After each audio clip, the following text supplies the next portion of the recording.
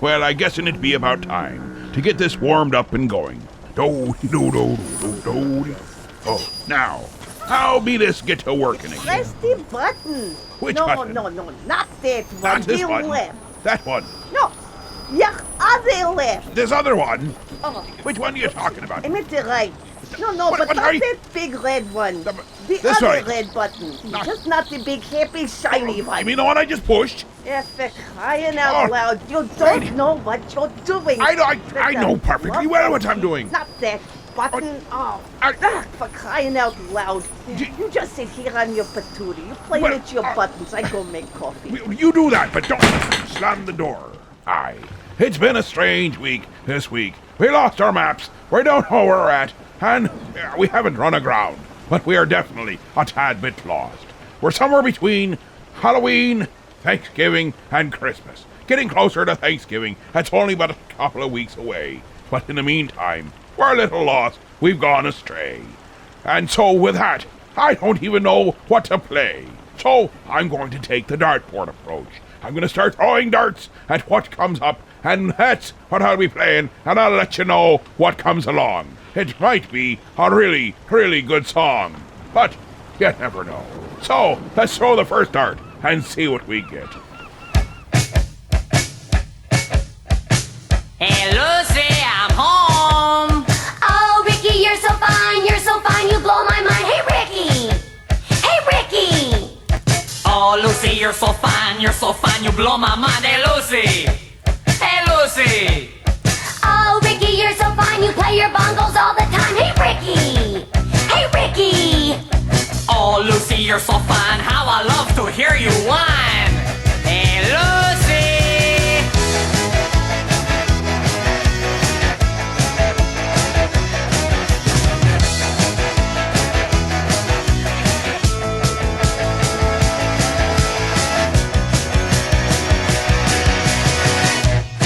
Hey, Ricky! You always play your conga drums. You think you got the right. You wake up little Ricky in the middle of the night. Stop shaking your maracas now and just turn out the light, Ricky! I'm sick of Fred and Ethel always coming over here. Cause Fred eats all our pretzel sticks and then he spills his beer. Why don't you serve your casserole and make them disappear, Lucy? Oh, Ricky, what's a girl like me supposed to do? You really drive me wild when you sing your babaloo. Oh, Lucy, you're so dizzy, don't you have a clue? Well, here's to you, Lucy. I love you too, Lucy, Lucy. Let's babaloo, Lucy. Hey, Ricky! You're always playing at the club. You never let me go. I'm begging and I'm pleading, but you always tell me no. Oh, please, honey, please, let me be in your show, Ricky. You always burn the roast and you drop the dishes too. You Iron Man, you shirt and you burn a hole right through. You're such a crazy redhead, I just don't know what to do, Lucy. Oh, Ricky, what a pity, don't you understand that every day's a rerun and the laughter's always canned? Oh, Lucy, I'm the laughing leader of the band. So here's to you, Lucy. Let's babaloo, Lucy, do, Lucy. Everybody rumba!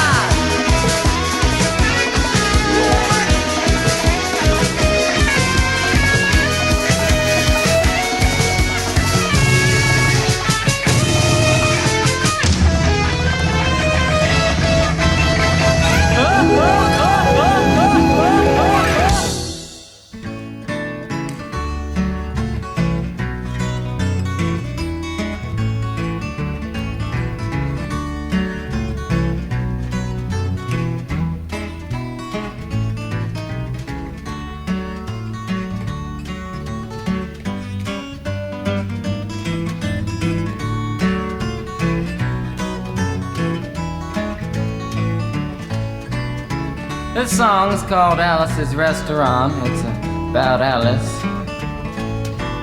and the restaurant. But Alice's Restaurant is not the name of the restaurant, that's just the name of the song. And that's why I called the song Alice's Restaurant.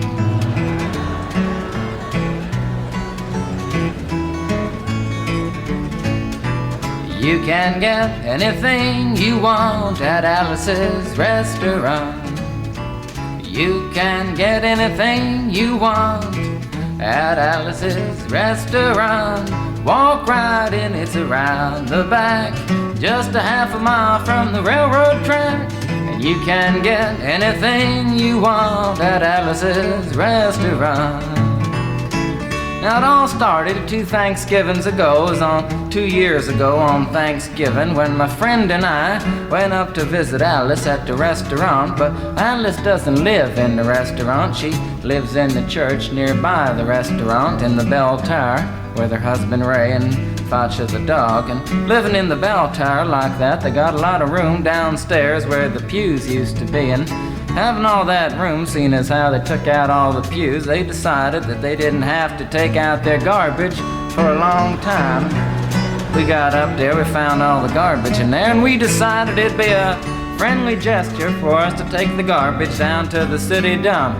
So we took the half a ton of garbage, put it in the back of a red VW microbus, took shovels and rakes and implements of destruction, and headed on toward the city dump.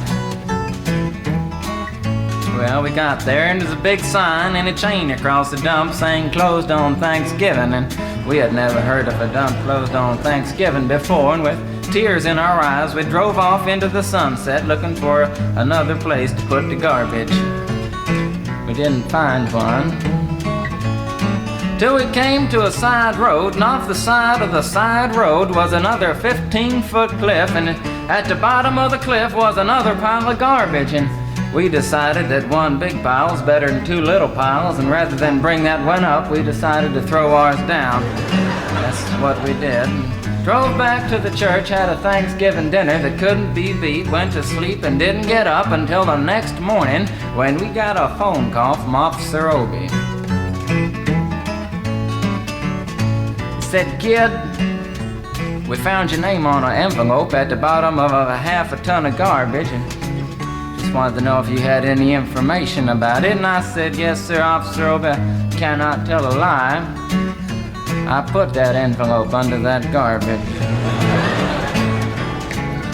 After speaking over for about 45 minutes on the telephone, we finally arrived at the truth of the matter and said that we had to go down and pick up the garbage, and also had to go down and speak to him at the police officer station. So we got in the red VW microbus with the shovels and rakes and implements of destruction, headed on toward the police officer station. Now, friends, there was only 1 or 2 things that Obie could have done at the police station, and the first was that he could have given us a medal for being so brave and honest on the telephone, which wasn't very likely, and we didn't expect it. Another thing was that he could have bawled us out and told us never to be seen driving garbage around the vicinity again, which is what we expected. But when we got to the police officer station, there was a third possibility that we hadn't even counted upon, and we was both immediately arrested, handcuffed. And I said, "Obie, I don't think I can pick up the garbage with these handcuffs on."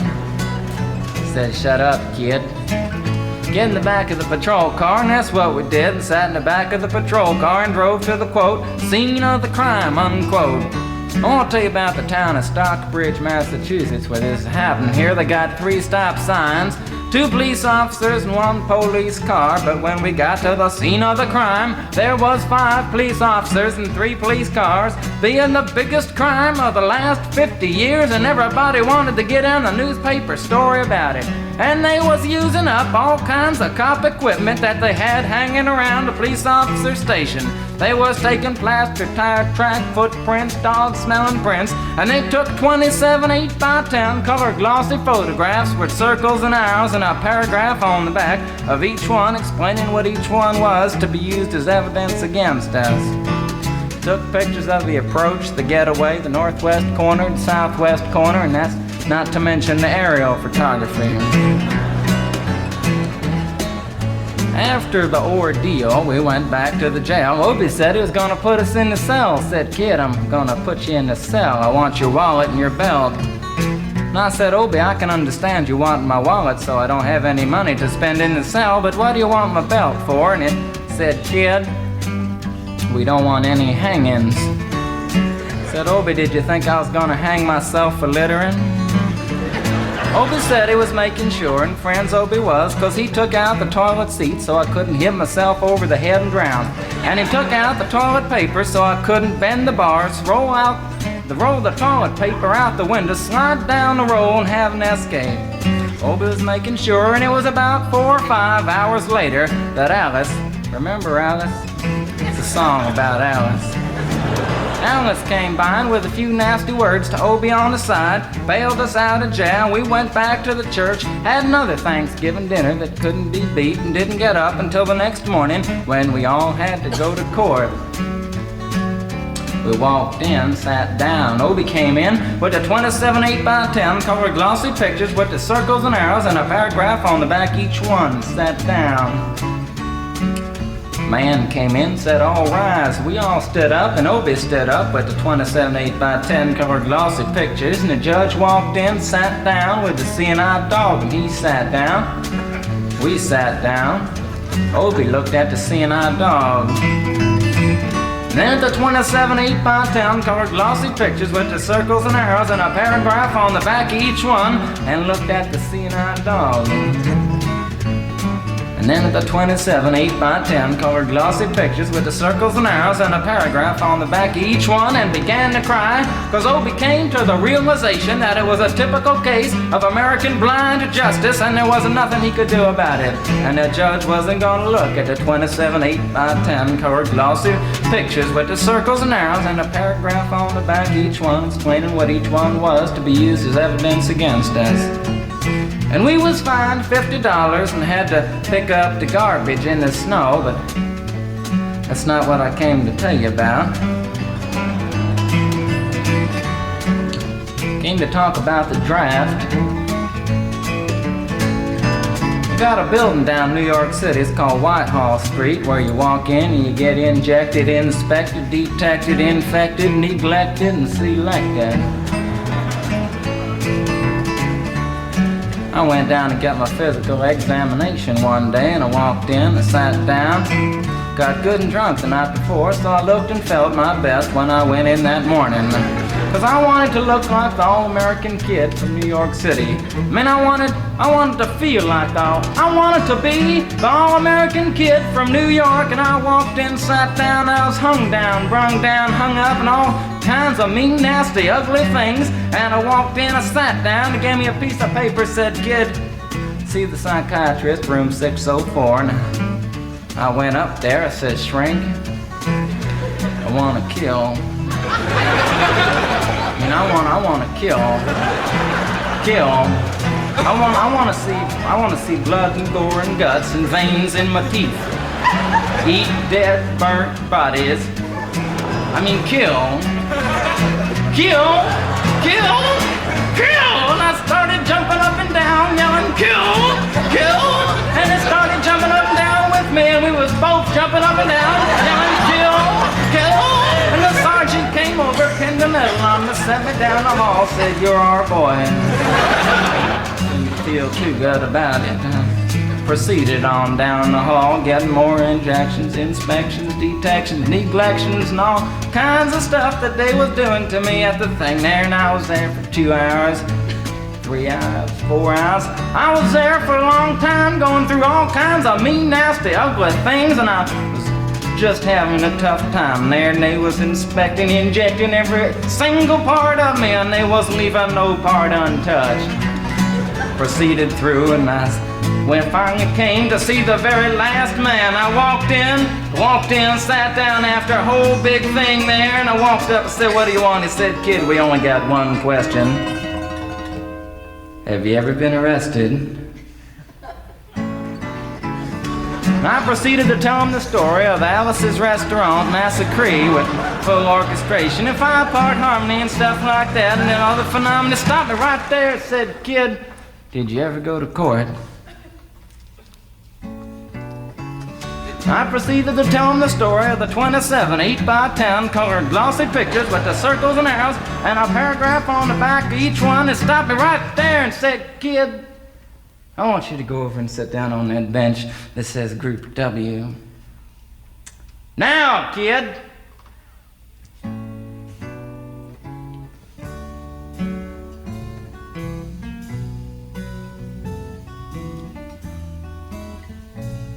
And I walked over to the bench there, and there's Group W's where they put you if you may not be moral enough to join the army after committing your special crime. And there was all kinds of mean, nasty, ugly-looking people on the bench there. There's mother rapers, father stabbers, father rapers sitting right there on the bench next to me, and he was mean and nasty and ugly and horrible and crime-fighting guys are sitting there on the bench. And the meanest, ugliest, nastiest one, the meanest father raper of them all, was coming over to me, and he was mean and ugly and nasty and horrible and all kinds of things. And he sat down next to me and said, "Kid, what'd you get?" I said, "I didn't get nothing. I had to pay $50 and pick up the garbage." He said, "What were you arrested for, kid?" And I said, "Littering." And they all moved away from me on the bench there to carry eyeball and all kinds of mean, nasty things, till I said, "And creating a nuisance," and they all came back, shook my hand, and we had a great time on the bench talking about crime, mother stabbing, father raping, all kinds of groovy things that we was talking about on the bench. And everything was fine. We were smoking cigarettes and all kinds of things until the sergeant came over, had some paper in his hand, held it up and said, "Kids, this piece of paper's got 47 words, 37 sentences, 58 words. We want to know details of the crime, time, the crime, and that kind of thing. You got to say pertaining about the crime. Want to know the rest of the officer's name, and that kind of thing. You got to say." And it talked for 45 minutes, and nobody understood a word that he said. But we had fun filling out the forms and playing with the pencils on the bench there. And I filled out the massacre with the 4-part harmony and wrote it down there just like it was, and everything was fine. And I put down a pencil and I turned over the piece of paper, and there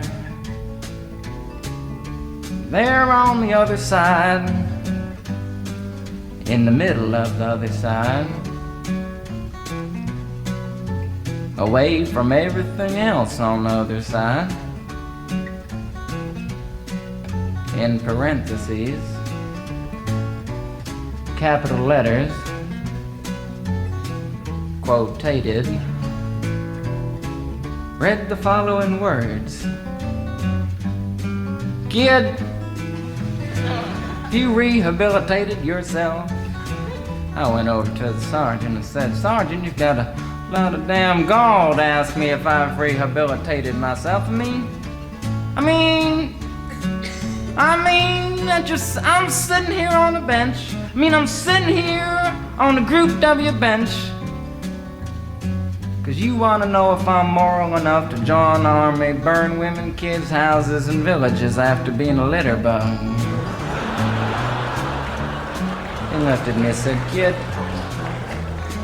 we don't like your kind, and we're gonna send your fingerprints off to Washington, and friends, somewhere in Washington, enshrined in some little folder, is a study in black and white of my fingerprints.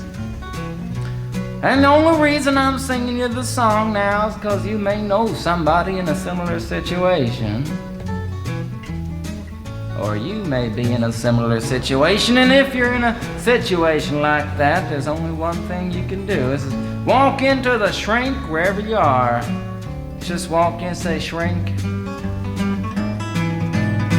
you can get anything you want at Alice's restaurant,' and walk out.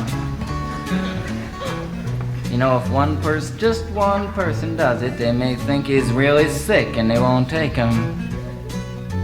And if two people do it in harmony, they think they're both faggots and they won't take either of them.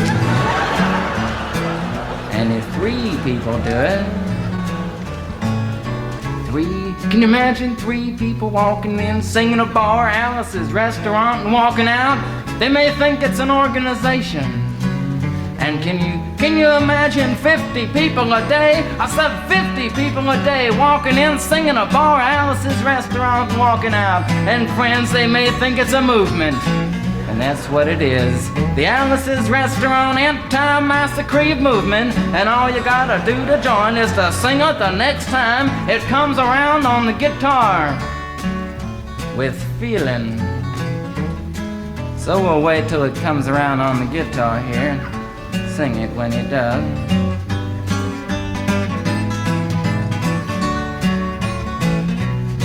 Here it comes. You can get anything you want at Alice's Restaurant. You can get anything you want at Alice's Restaurant. Walk right in, it's around the back, just a half a mile from the railroad track. And you can get anything you want at Alice's Restaurant. That was horrible. You want to end war and stuff, you gotta sing loud. You could put a lot. I've been singing the song now for 25 minutes. I could sing it for another 25 minutes. I'm not proud or tired. So we'll wait till it comes around again, and this time with 4-part harmony and feeling. We're just waiting for it to come around is what we're doing.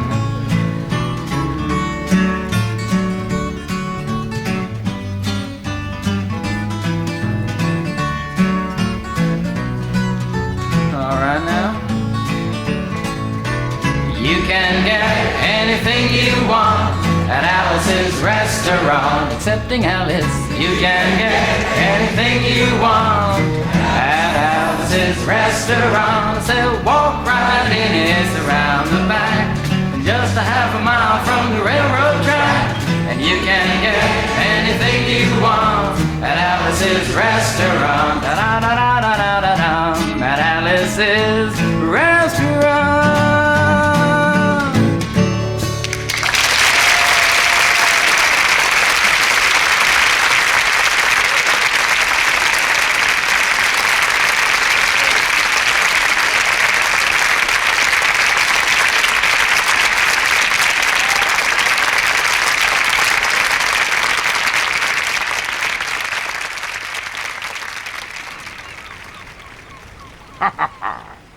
There be Alice's Restaurant by Harlow Guthrie. The original version on that square one, 1967. Next week I'll be playing a little more modern one. I haven't decided if it be the 30-year anniversary or the one that came out just a couple of years ago, the 50th anniversary. Aye. Truly, truly lovely tunes, always needed around Thanksgiving. Not enough radio stations play it anymore. Aye, they think they're losing their minds, thinking that we have forgotten. But we ain't forgot. We're just a tad bit lost tonight. Prior to that, we were also playing Weird Al Yankovics. We started out the evening, I guess you could say, with Weird Al Yankovics.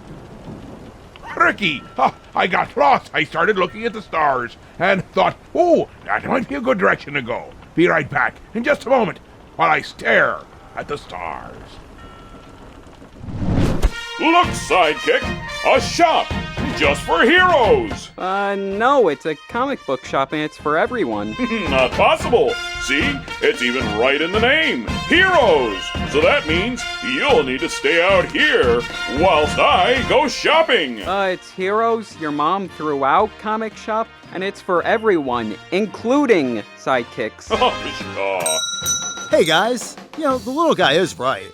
It's all about the love of comics, and not whether you can fly or not. But, by the way, I do love the cape.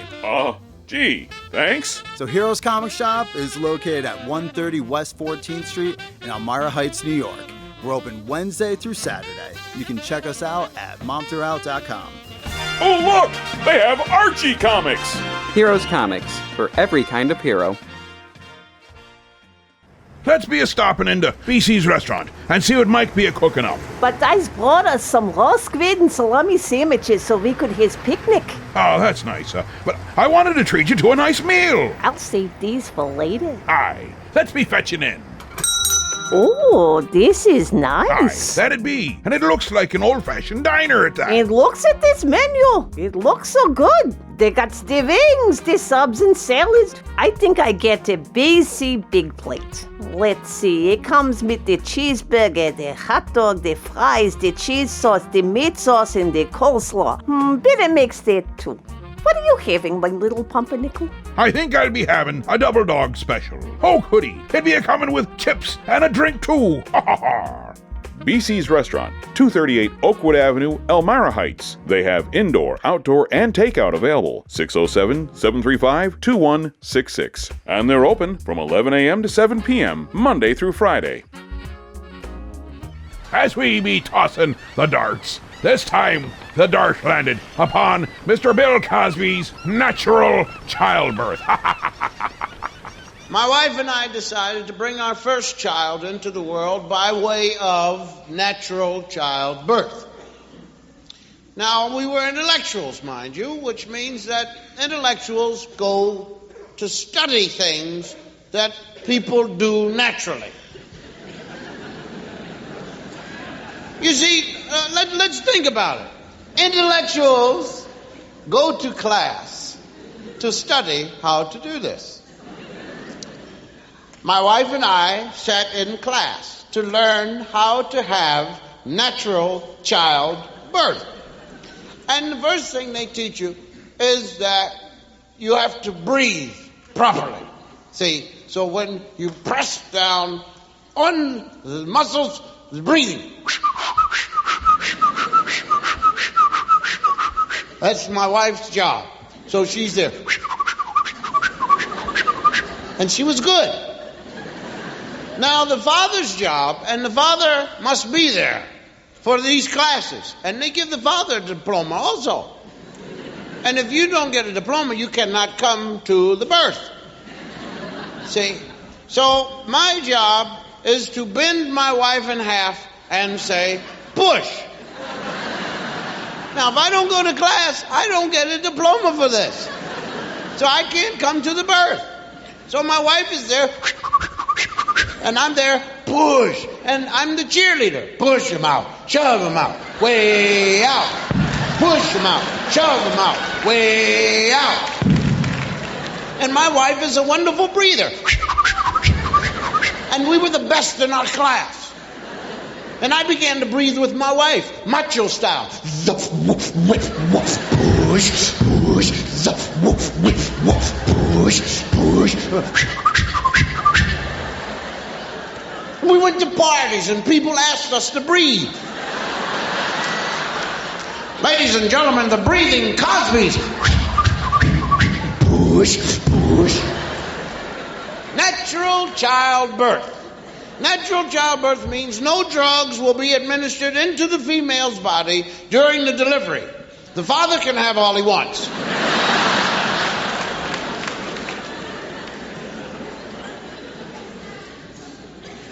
On the 9th month, my wife called to me from the balcony of our California home, Bill!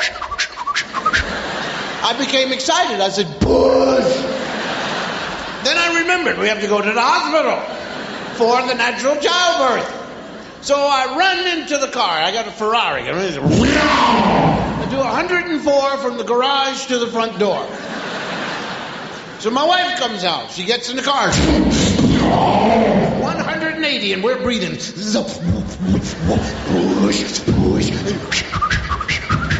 And I'm in my Ferrari, man. $17,000 Ferrari. And my wife said, oh, I said, no, dear, please, wait, not here. No, not in the Ferrari, please. And I pull over. We go in the bushes. We go in the bushes, but no, not in the car, dear. She said, no, Bill, get out here, but not in the car. Hold everything. I'll get you there. So we pull up to the hospital. The Marx Brothers jump out. Woo, woo, put my wife in the wheelchair. Run her down to the delivery room. I signed her in. They put the hat on me, the thing on backwards, the booties on the shoes. I run into the delivery room. They got my wife all prepped and her legs way up in the stairs.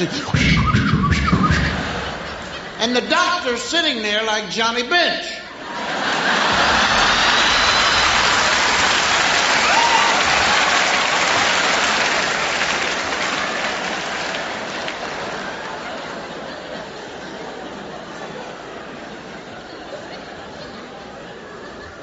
Now, the first real pain hit my wife. And my wife said, and I said, push. Carol Burnett described what labor pains feel like. She said, take your bottom lip and pull it over your head.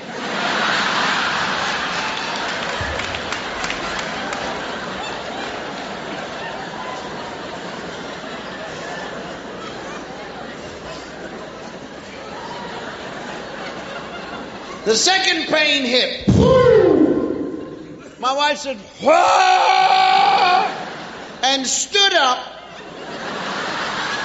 in the stirrups.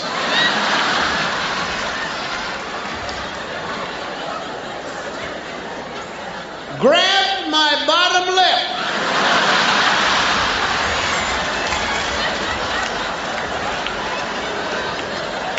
And said, I want morphine. I said, but dear, she said, you shut up. You did this to me. And on the next contraction, she told everybody in the delivery room that my parents were never married.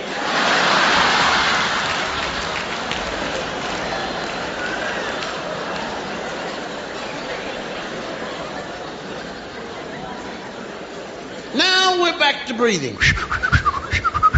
And I'm sitting there, push, push. My wife's getting tired. I don't want to push anymore.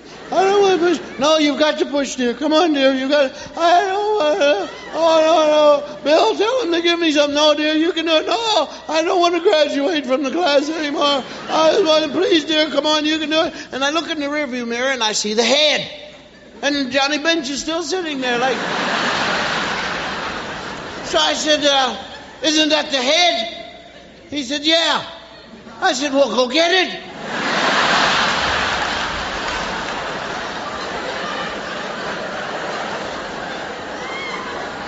He says, it's stuck. I said, well, get the salad spoons, man.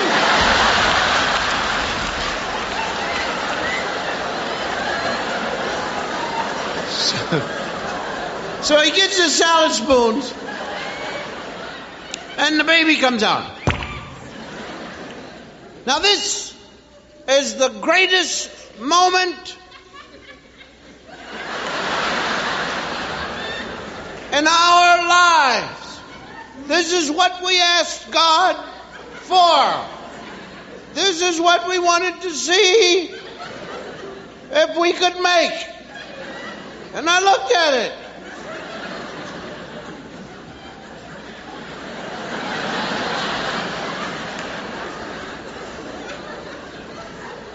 And they started to clean it off. And it wasn't getting any better.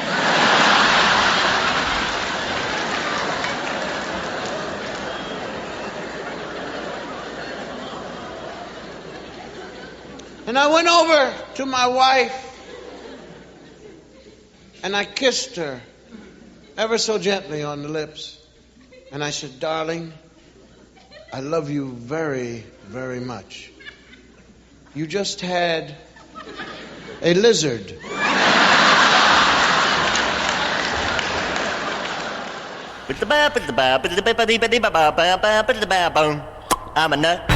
I'm a nut, my life, don't ever get in a rut. The head on my shoulders is sort of loose, and I ain't got sense God gave a goose. Lord, I ain't crazy, but I'm a nut. Is it wetter underwater if you're there when it rains? Is it shorter to New York than it is by plane? Between myself and I wonder who's the dumber. Is it hotter down south than it is in the summer? I'm a nut, my life, don't ever get in a rut. The head on my shoulders is sort of loose, and I ain't got sense God gave a goose. Lord, I ain't crazy, but I'm a nut. I drove my Cadillac went to Vegas to satisfy my lust. Wheeled and dealed and left old Vegas on a Greyhound bus.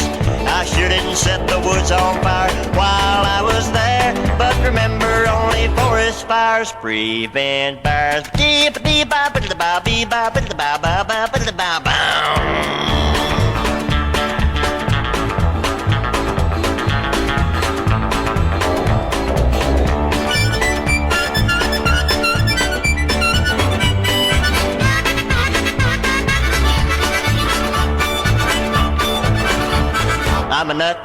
I'm a nut, my life don't ever get in a rut. The head on my shoulders is sort of loose, and I ain't got sense God gave a goose. Lord, I ain't crazy, but I'm a nut. The poverty war will be over when I begin to fight. If it took a dime to go around the world, I couldn't get out of sight. I don't mind to take the girls out if they don't mind to go Dutch. Makes me feel like $1 million, and I bet I ain't worth half that much. I'm a nut, my life don't ever get in a rut. The head on my shoulders is sort of loose, and I ain't got sense God gave a goose. Lord, I ain't crazy, but I'm a nut. Oh, crazy man, I'm a nut. Oh, lordy, lordy, lordy, lordy, lordy, lordy, I'm crazy. I'm a nut. And that there was Leroy Pullins. Well, I'm a nut. It does make me wonder. Is it winter underwater when it begins to rain? I guess I'll have to throw someone in and ask him. We're going to commercial. We'll be right back in just half. Oh, is it 2 shakes of a lamb's tail? My name is Bond. James Bond. What exactly did Columbo whisper to you? That you were a spy, to find out more about you. And have you? Have I ever? Roger Moore as 007 does it all for your eyes only. From United Artists, rated PG, parental guidance suggested. For your eyes only. Well, I object to all this sex on the television. I mean, I keep falling off. Hi, my name is Alfred Sneasley, and when I go to Heroes Comic Shop on 14th Street in Elmira Heights, New York, I'm always greeted with a big smile from Jared. Hey, Alfred. Hey, how are you today? And his selection of comics and graphic novels, it's just amazing. I mean, it's what I always dreamed I could be. And he always treats me like the hero I am inside. I don't just read about the heroes, I become the hero! At Heroes Comic Shop, I become the hero Mom always wanted me to be! So Heroes Comic Shop is located at 130 West 14th Street in Elmira Heights, New York. We're open Wednesday through Saturday. You can check us out at momthroughout.com. Now up and away! Aye. Once again this week, we have to take a moment and pause. And what I be meaning is we lost another crew member this week. Aye, it was our dear cousin Katie. It's a shame. She passed just the other night. She's been a true fan of the show right from the get-go. She's been an encouragement when we were still building the ship. She was there. And now she be gone. So we take a moment to say goodbye to dear cousin Katie. She's a pain in the patootie, almost as bad as Babushka, but she was still a star in our hearts. Goodbye. Goodbye, dear one, and we shall see each other again on the other side of Davy Jones's locker. And now, a tribute to her also.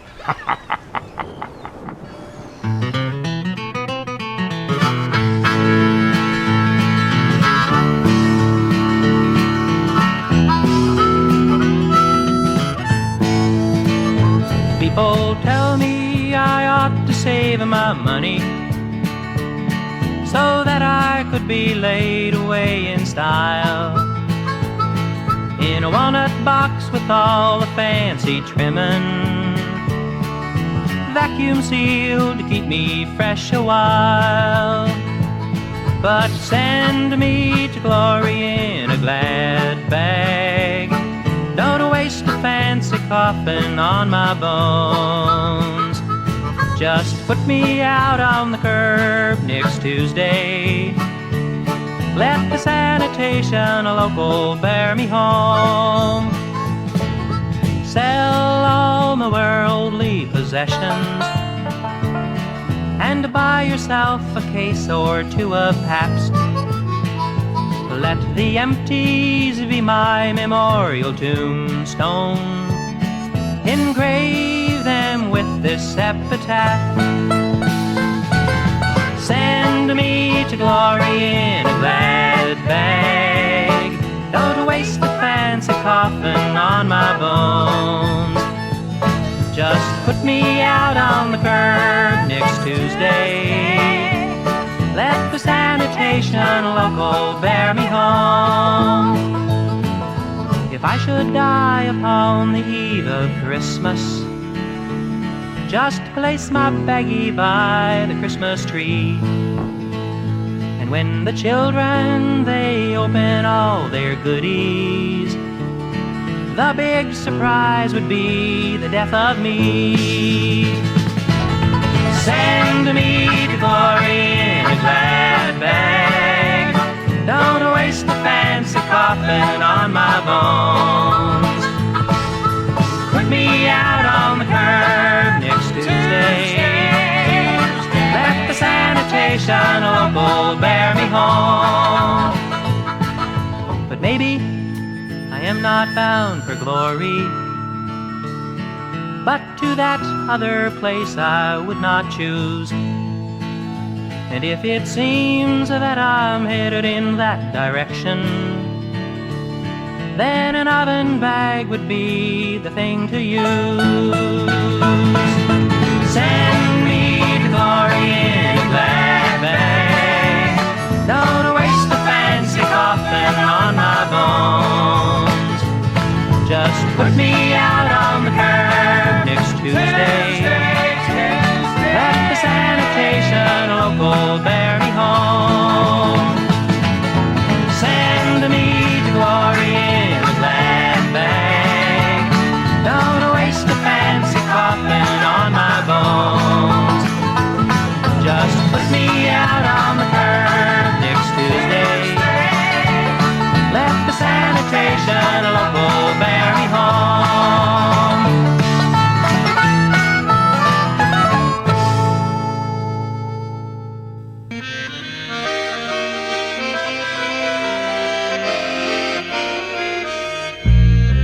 I visit Mr. Frump in the hospital. I see him most every day. And when I see Mr. Frump in his iron lung, this is what I hear him say.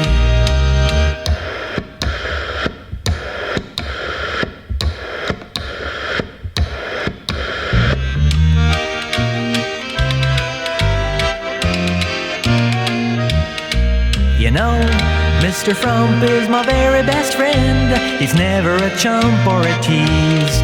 He never tells me lies, and best of all, he never disagrees.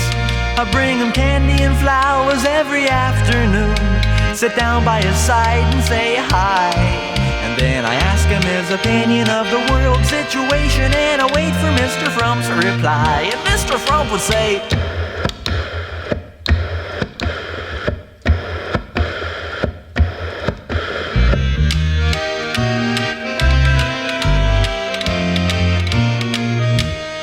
well, unfortunately, soon it came to be Mr. Frump's dying day. So now I bring to you the very last thing that Mr. Frump had to say.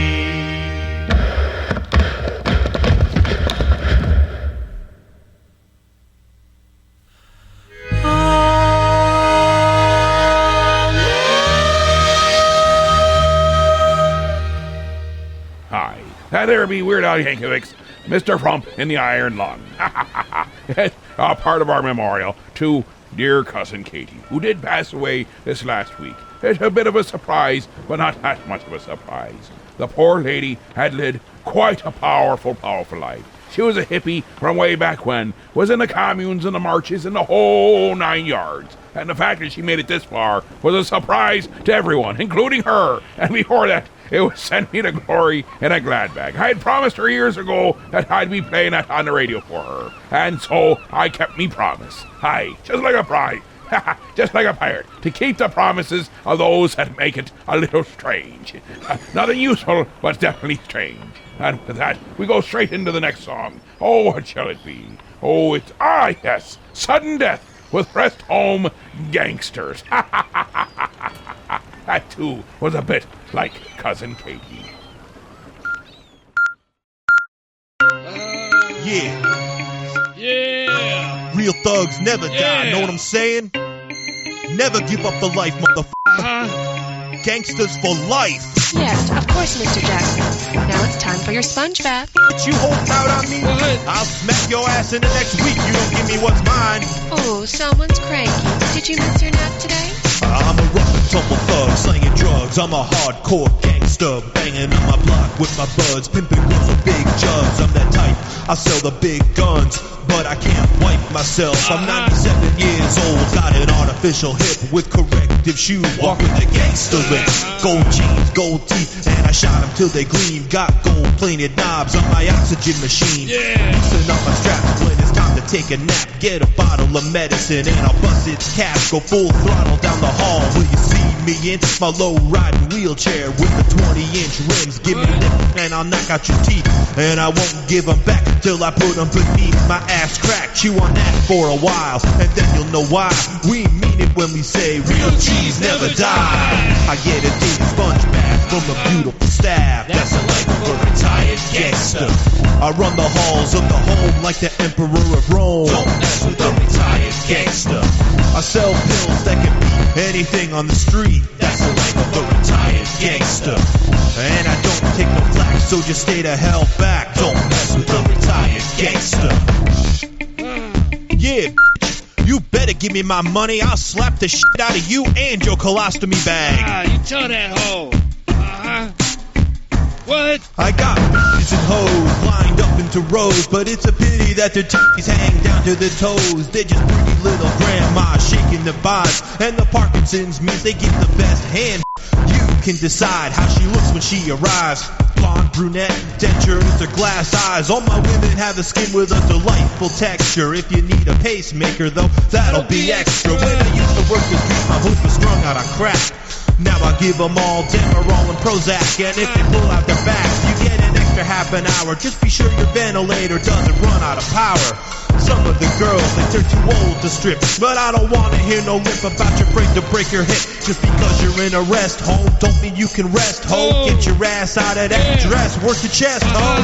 I get a deep sponge bath from a beautiful staff. That's the life of a retired gangster.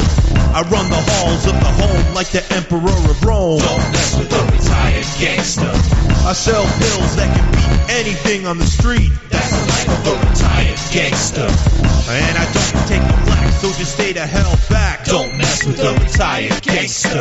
Old school player, and I have to confess that these biddies look pretty with the Sunday dress down on the floor, bunched around their ankles. They get a sponge bath daily so that they don't stank. They got more lined up in the ICU. They may not see you, but there's nothing they can't do except get over the flu or get out of bed. So when you're through, check the pulse and make sure she ain't dead. My hoes love me though, cause I'm quite the dynamo. Just plug in the defibrillator and away we go. We do a little foreplay with my removable teeth, so I can bite her in places that other people can't reach. This is the life, no one cares if I reek. I don't even have to get out of bed to take a leak, and I never have to walk. Got a motorized chair with hydraulics and a 20-inch rim on the spare. I run everything on the second floor, from the vending machine down towards the cancer ward, and I defend what's mine with the power of my 9 every time, and I remind her with this nursery rhyme. Stupid motherfucker got in my way. Stupid motherfucker got shot today. All the home's doctors and all the home's nurses couldn't do shit except call for some hearses. I get a daily sponge bath from a beautiful staff. That's the life of a retired gangster. I run the halls of the home like the Emperor of Rome. Don't mess with a retired gangster. I sell pills that can beat anything on the street. That's the life of a retired gangster. And I don't take no flack, so just stay the hell back. Don't mess with a retired gangster. I get a daily sponge bath from a beautiful staff. That's the life of a retired gangster. I run the halls of the home like the Emperor of Rome. Don't mess with a retired gangster. I sell pills that can beat anything on the street. That's the life of a retired gangster. And I don't take the flack, so just stay the hell back. Don't mess with a retired gangster. No, don't mess with them. You can't mess with the gangster. It don't matter if he's retired or not. Get a cap in your ass or something. This thing's alive.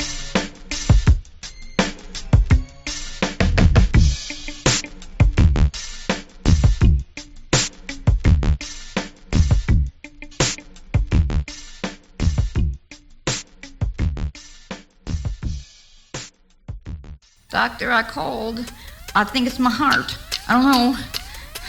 I feel funny. What? I don't want to go to the rest home. I don't know nobody there. Oh, the Joplin Memorial Rest Home for Aging Rock Stars. Hell, I got a lot of friends there. What? You and my one good ear. You know us old rock stars can over the dam. What? You're going to give me shelter in the rest home in that helicopter there? What? Get in the helicopter? I got stones. Too much stones I've been listening to. Well, we're rocking in the rest home in the year 2030. Us old folks play the Rolling Stones because new stuff's too dirty.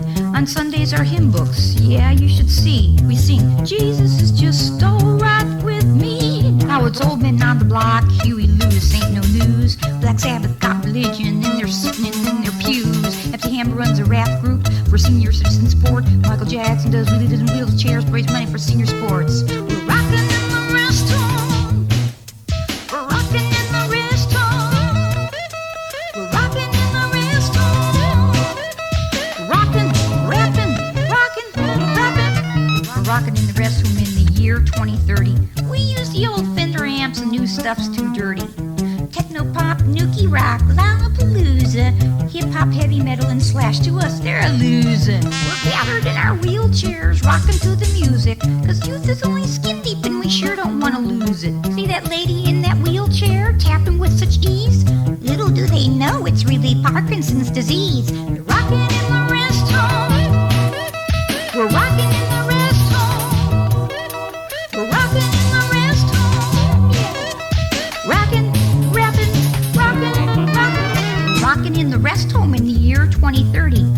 Cher's finally got chastity. She's no longer flirty. But Donna wrote a book called Continence. At first she only told her friends. Now her reputation is resting on depends. The Rolling Stones are gone and they gather no moss. Bruce Springsteen got a conservator. He's no longer the boss. Anthrax got a disease, but the cure filled the voids. Now the butthole surfers come down with hemorrhoids. We're rocking in the rest home. Rocking in the rest home. We're rocking in the rest home. Rocking, rocking, rapping, rocking. Ozzy Osbourne, did you sneak into the kitchen again and bite off the chicken heads? And stop jumping on your bed or it'll be no drugs tonight. Latoya, get out of the men's dorm right now. Janet Jackson, stop dancing like that. No more Rhythm Nation for you. It'll be another hip-operation. Tina, what are you drinking? Is that real coffee I smell? You're only supposed to have decaffeinated coffee. Where'd you get that? Don't you drink? Don't you chuckle like that before I can get you? Oh no, you drink the whole darn stuff. You know you're not supposed to have real coffee. Oh no, slow down. Stop rocking so fast. Slow down. Slow down. Oh my God. Call the nurse. Call the nurse. No, no. Oh, doctor, slow down. Slow down. Stop. Stop it, Tina. Stop it, Tina. Oh my God. Another one. Bites the dust. Ha! That there be Patricia Jean Nash. with We're Rockin' in the Rest Home in the year 2030.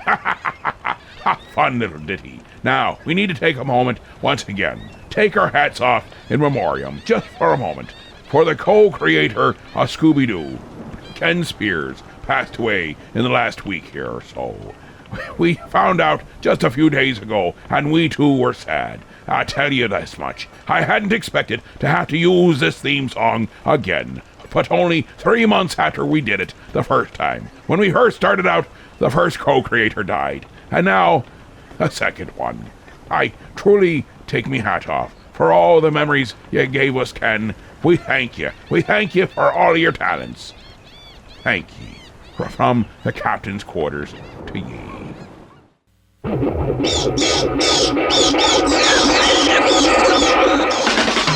Scooby-Dooby-Doo, where are you? We got some work to do now. Scooby-Dooby-Doo, where are you? We need some help from you now. Come on, Scooby-Doo, I see you. You got silver. You're not here with me, 'cause I can see the way you shake and shimmer. You know we got a mystery to solve, so Scooby-Doo, be ready for your act. Don't hold back. Scooby-Doo, if you come through, you're gonna have yourself a Scooby snack. That's a fact. Scooby-Dooby-Doo, here are you. You're ready and you're willing. We can count on you.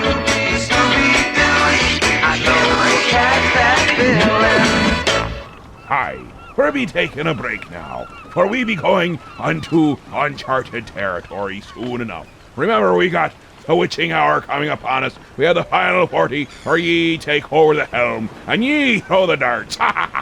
And, well, we have no idea how that be going, but that's how it works. Remember, that is 323 heave-ho, or for the, shall we say, illiterate ones out there, it's dial a 1, then a 323, 432 8346.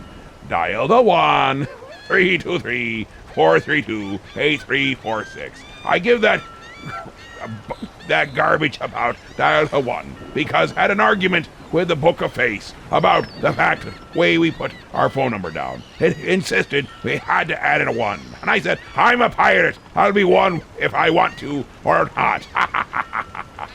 George Whipple, you old sidewinder. Tex, can you help me stop those ladies from squeezing Charmin bathroom tissue? Reckon I can. Now, you women folk, stop squeezing that Charmin. But Charmin's so soft. It's irresistible. Has deep down squeezable softness. It smells good, too. Please don't squeeze the Charmin. Be out of town by sundown. Mr. Whipple. Let's be a stopping into BC's restaurant and see what Mike be a cooking up. But I's brought us some raw squid and salami sandwiches so we could his picnic. Oh, that's nice. But I wanted to treat you to a nice meal. I'll save these for later. Aye, let's be fetching in. Oh, this is nice. Aye, that'd be. And it looks like an old-fashioned diner at that. And looks at this menu. It looks so good. They got the wings, the subs and salads. I think I get a BC big plate. Let's see, it comes with the cheeseburger, the hot dog, the fries, the cheese sauce, the meat sauce, and the coleslaw. Better mix that too. What are you having, my little pumpernickel? I think I'll be having a double dog special. Oh, goody. It'd be a coming with chips and a drink too. Ha ha ha. BC's Restaurant, 238 Oakwood Avenue, Elmira Heights. They have indoor, outdoor, and takeout available. 607-735-2166. And they're open from 11 a.m. to 7 p.m. Monday through Friday. You're listening to 1410 WELM Elmira and 106.5 FM The Pirate. Well, I guess it'd be about time to get this warmed up and going. Oh, now, how be this get to working again? Press the button. Which no, button? No, not that one. Not this the one. left. That one. No, your other left. This other one? Oh. Which one are you talking about? I meant the right. No, but not that big red one. The this other way. red button. Just not the big, happy, shiny one. You mean the one I just pushed? Yeah, for crying out loud. You don't know what you're doing. I know perfectly well what I'm doing. Not that button. For crying out loud. You just sit here on your patootie. You play with your buttons. I go make coffee. You do that, but don't slam the door. Hey, at least you know we be back. And we're playing with darts this evening. We're not really sure where we be, but we know where we need to go. So we're gonna get there by going backwards but forwards and upwards, down and sides. Don't worry, but we've got it all under control. Almost. Oh, and don't be forgetting. 3, 2, 3, heave-ho. 3, 2, 3, heave-ho. Call in them our requests. Otherwise, I'll be playing with darts all night long, and we never know what I'll hit. Well, it did not be interesting. It appears that we have the arrogant worms come up on the dartboard. It's gonna be the guy with a computer know-how. Well, yeah, I should write it in bigger letters so I can see it from here instead of there. But you know what? Let's play it as it be.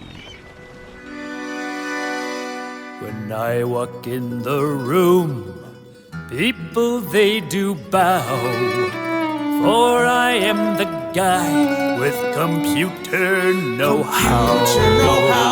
Computer know-how. I know what to do when you are staring at a screen that says fatal error 642. You don't know what it means. You bang the keyboard, throw the mouse, and scream like a banshee. Your tiny brain has failed, so now you must call me. When I walk in the room, people they do bow, for I am the guy with computer know-how. Computer know-how. When I was young, the kids would call me Four Eyes and a geek. Beat me up, steal my lunch, and give me bad wedgies. But the prophecies come true, the geek inherited the earth.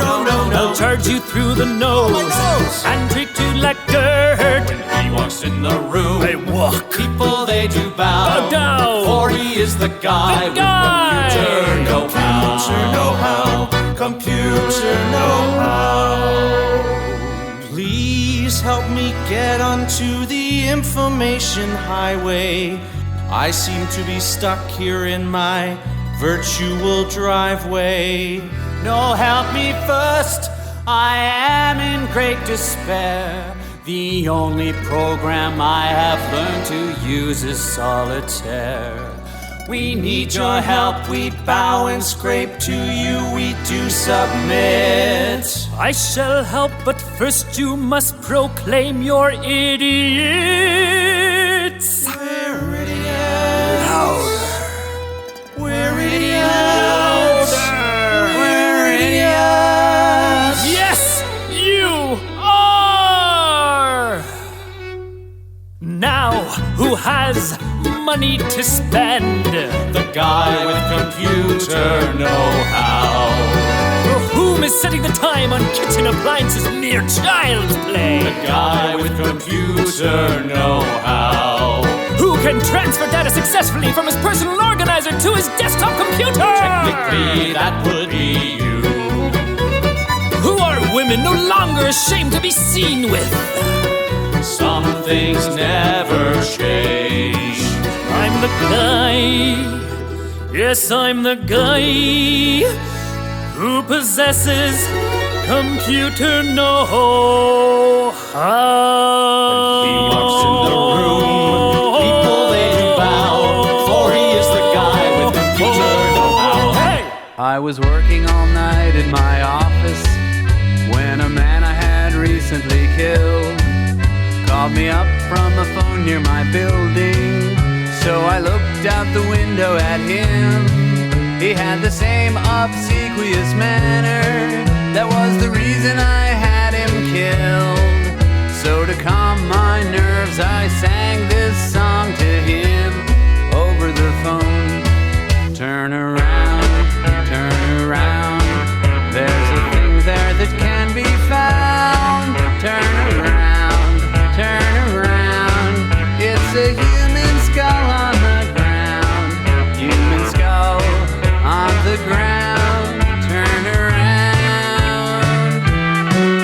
I was out by myself in the graveyard. I was doing an interpretive dance when I felt something heavy and pointed strike me in the back of my neck. And then the ghost of my dance instructor pushed me down into an open grave. And as dirt rained down, she played a xylophone and sang me this song. Turn around, turn around. There's a thing there that can be found. Turn around, turn around. It's a human skull on the ground. Human skull on the ground. Turn around. We were waving our arms out the window of a fast-moving passenger train, acting in an irresponsible fashion until the engineer whose back had been turned and who we thought would find us highly amusing quickly swiveled his head around, and his face, which was a paper-white mask of evil, sang us this song. Turn around, turn around. There's a thing there that can be found. Turn around, turn around. It's a human skull on the ground. Human skull on the ground. Turn around, turn around, turn around. There's a thing there that can be found. Turn around, turn around. It's a human skull on the ground. Human skull on the ground. Turn around.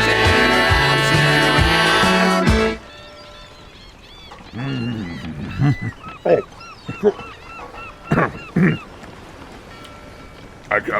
Hi. Be excusing me.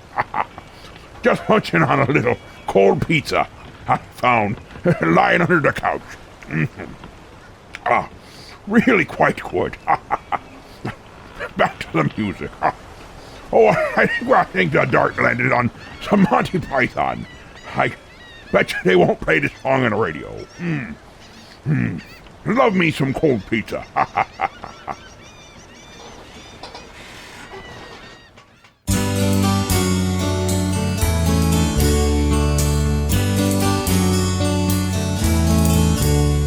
I bet you they won't play this song on the radio. I bet you they won't play this new song.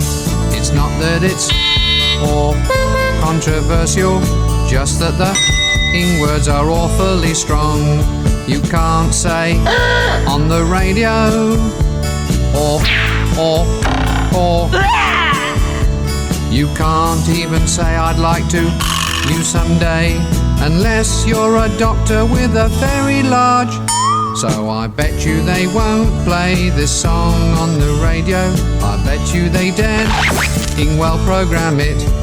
I bet you their old program directors will think it's a load of horse.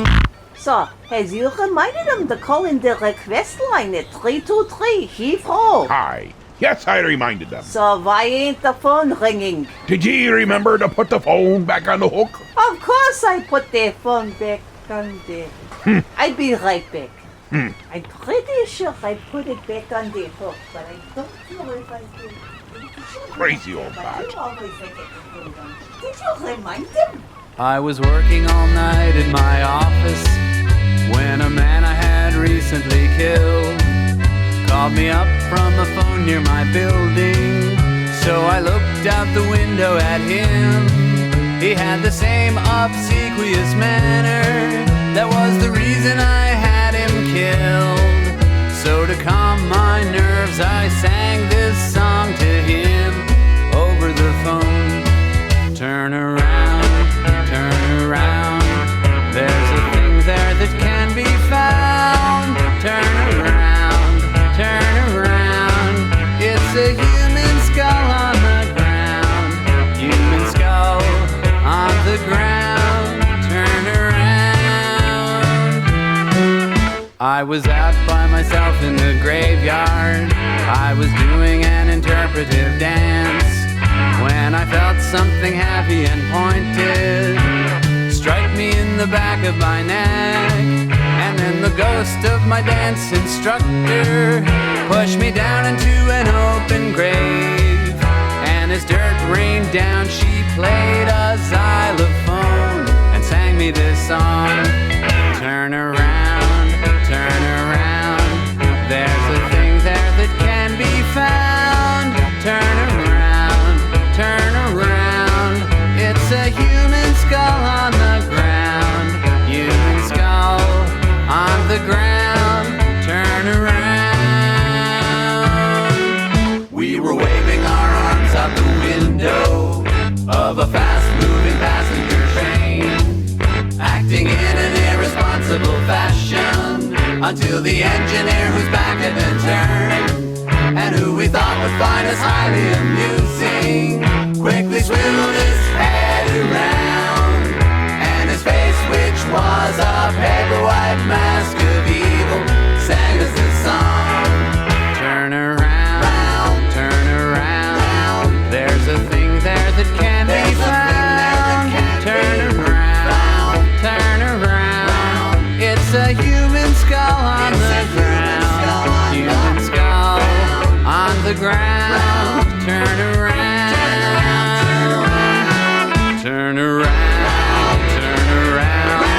there's a thing there that can be found. Turn around, it's a human skull on the ground. Human skull on the ground. Turn around. This is the song that some of the boys sang as they went bravely off to World War III. So long, Mom, I'm off to drop the bomb, so don't wait up for me. But while you swelter down there in your shelter, you can see me on your TV. While we're attacking frontally, watch Brinkley and Huntley describing contrapuntally the cities we have lost. No need for you to miss a minute of the agonizing Holocaust. Yeah!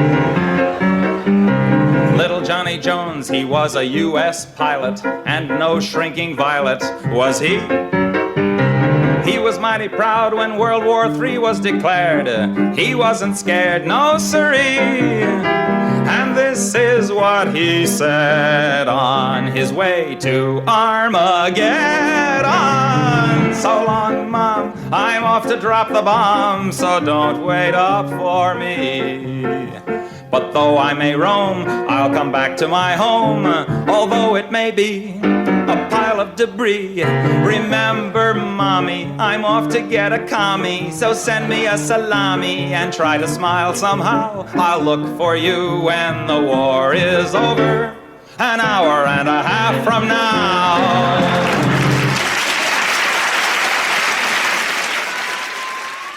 Hi, we took a little spell there where we went from "Hey Mighty Giants" would turn around to Tom Lair's "So long, Mom, I'm off to drop the bomb." Now, we're gonna take and spin right on into Chuck Berry's "My Ding-a-Ling." Nice live version of it right here on the Captain's Quarters. We got to do our alma mater. We must do our alma mater. When I was a little bitty boy, my grandmother bought me a cute little toy. Silver bells hanging on a string. She told me it was my ding-a-ling-a-ling. Oh.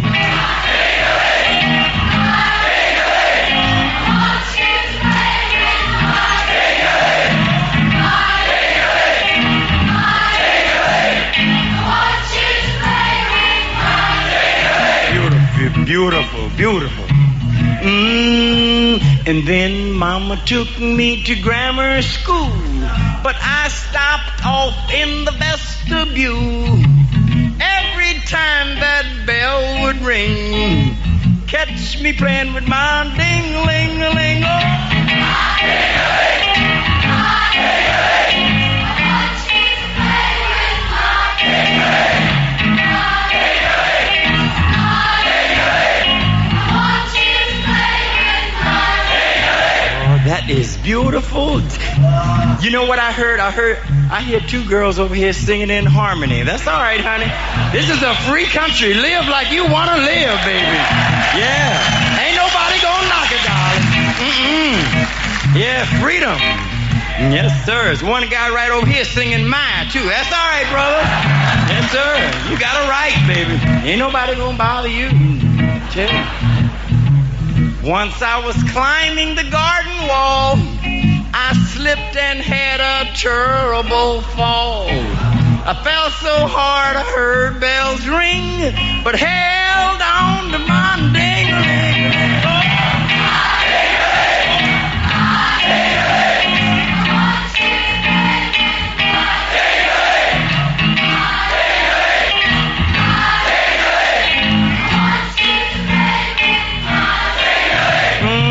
You know that's future Parliament out there singing? Oh, yeah!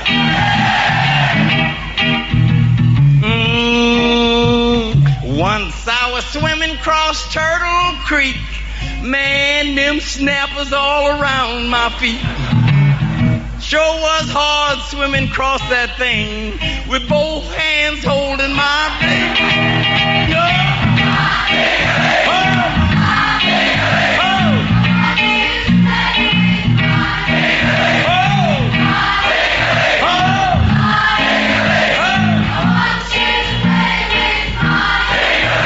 So beautiful. I think it's a beautiful little song. Really, I do. And guess what? Everybody's still not singing. There's a few right down front here that's not singing. We're going to dedicate this verse to those who will not sing. Yes, sir. This here song, it ain't so sad. The cutest little song you ever had. Those of you who will not sing, you must be playing with your own ding-a-ling.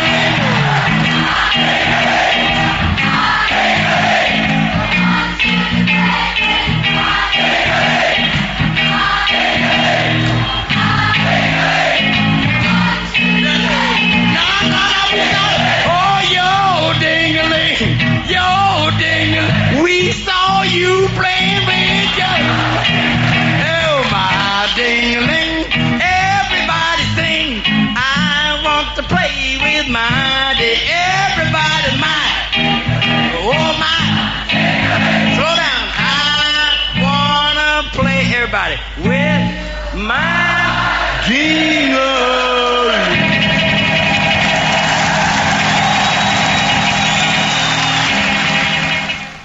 It's ABS saying on the mainland. We'll be right back. But are these commercial messages? Oh, and the final 42. There's just one place to go for all your spatula needs. Spatula City! Spatula City! A giant warehouse of spatulas for every occasion. Thousands to choose from in every shape, size, and color. And because we eliminate the middleman, we can sell all our spatulas factory direct to you. Where do you go when you want to buy name brand spatulas at a fraction of retail cost? Spatula City! Spatula City! And this weekend only, take advantage of our special liquidation sale. Buy 9 spatulas, get the 10th one for just 1 penny.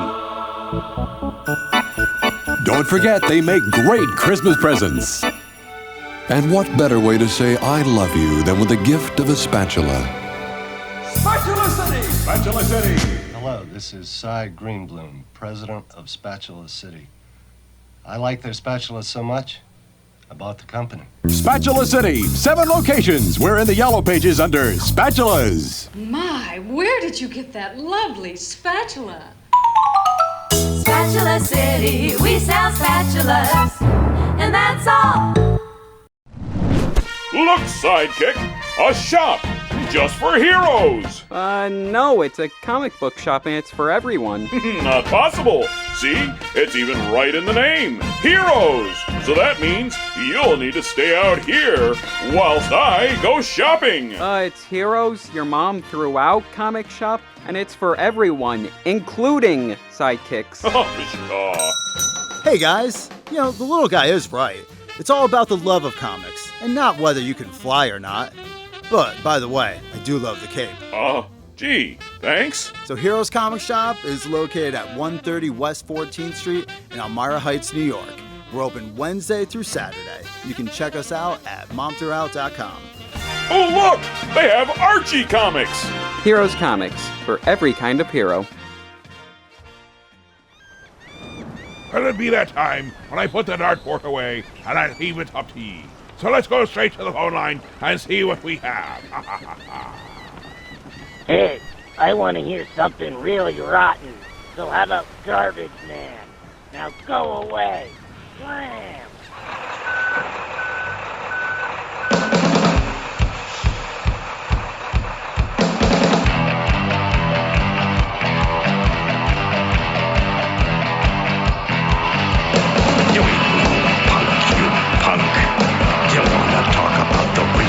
Junk. If I ever said I'd be bad, 'cause I'm the garbage man. Well, you can't take me, you can't take nothing. You want the real thing, or are you just talking? Do you understand? I'm the garbage man. Yeah, it's up from the garage and down the driveway. Now get out of your mind and get out of my way. Do you understand? Do you understand? Louie, the bird's the word, and do you know why? You gotta beat it with a stick, you gotta beat it till it's thick, you gotta live until you're dead, you gotta rock till you see red. Now do you understand? Do you understand? I'm the garbage man. Oh, jump on it, ride it, baby!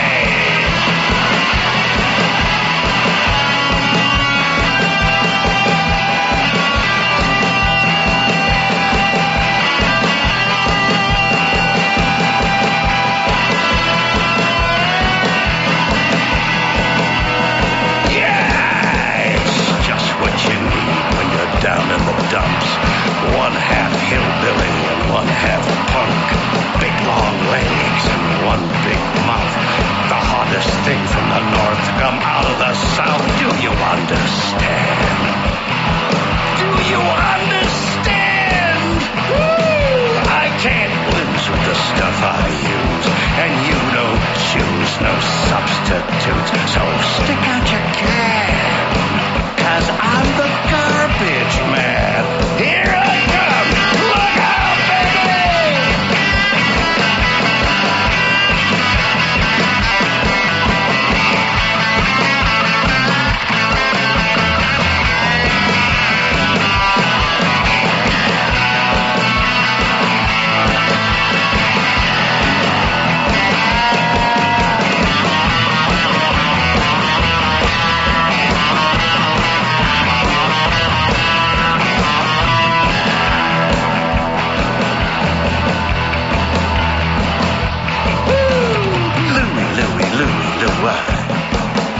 The bird's the word, and do you know why? You gotta beat it with the stick, you gotta beat it till it's thick, you gotta live until you're dead, you gotta rock till you see red. Now do you understand?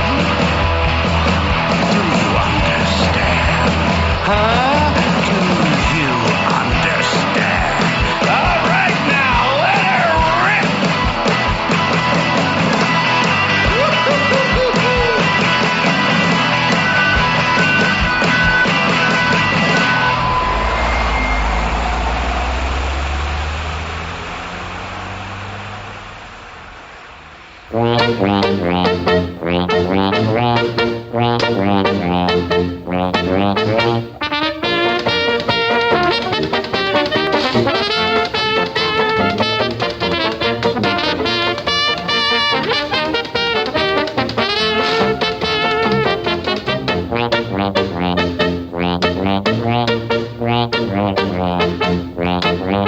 Wenn der Führer says, wie ist der Master Race? Wie Heil, Heil, right in the Führer's face. Not to love the Führer is a great disgrace. So be Heil, Heil, right in the Führer's face. When Herr Goebbels says we own the world in space, we Heil, Heil, right in Herr Goebbels' face. When Herr Goering says they'll never bomb this place, we Heil, Heil, right in Herr Goering's face. Are we not the Superman? Alien pure Superman? Yeah, we is the Superman. Super duper Superman. Is this Nazi land so good? Would you leave it if you could? Yeah, this Nazi land is good. We would leave it if we could. We bring the world new order. I'll Hitler's world new order. Everyone a foreign race. We love the Führer's face when we bring to the world disorder. When the Führer says, we is the master race, we Heil, Heil, right in the Führer's face. Not to love the Führer is a great disgrace, so we Heil, Heil, right in the Führer's face.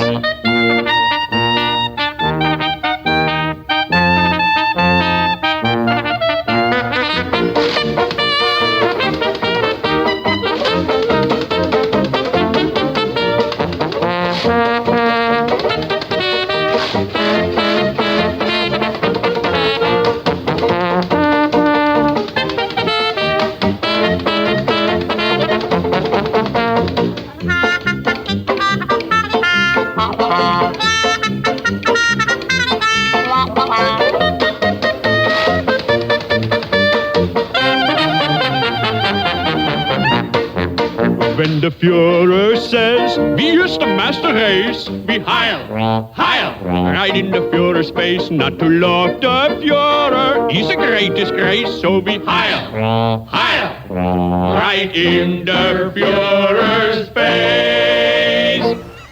That there be Spot Jones and his city slicker with the Führer's face. Now, we've from the man of he, we've had a request for Weird Al Yankovic's Spam.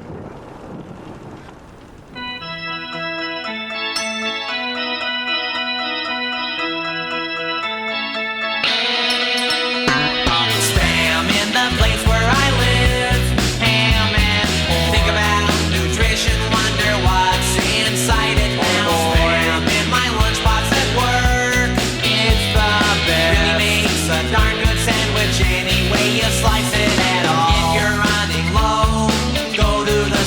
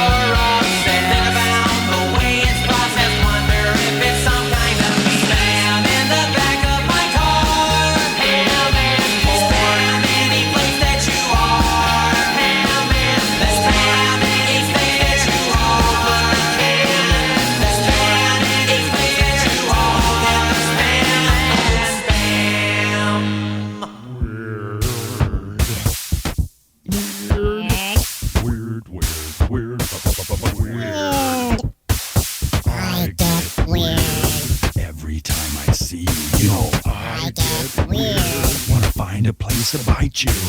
I got weird when I found out you don't like me. I got weird, cause you know that you excite me. Weird, weird, weird. Sitting in my little room. Weird, weird, weird. Wanna find something obscene to do. Weird, weird. Pull the wings off butterflies. Weird, weird. Salt some snails and watch them bubble, bubble, bubble, bubble, bubble, bubble, boil and bubble. Weird, weird, weird, weird, weird. I get weird. Every time I call you, you know I get weird. Gonna go play with my chainsaw. I got weird. Cause you laughed at my wolf whistle. I got weird. Gonna go and get my water pistol. Weird. Sitting in my little room. Weird. Wanna find something obscene to do. Weird. Pull the wings off butterflies. Salt some snails and watch them bubble, bubble, bubble, bubble, bubble, bubble, boil and bubble. I get weird. Weird. I get weird. I get weird.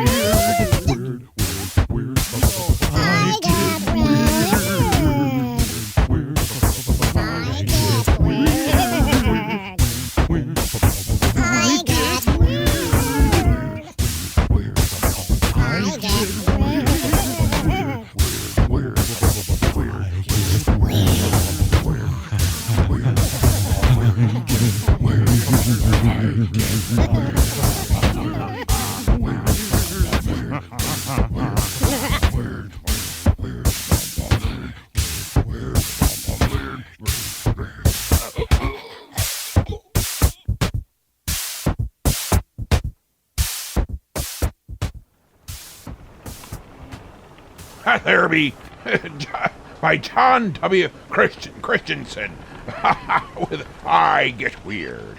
Now, let's go right back to the phone lines and see what weird they have for us there. Captain! Where's my old family?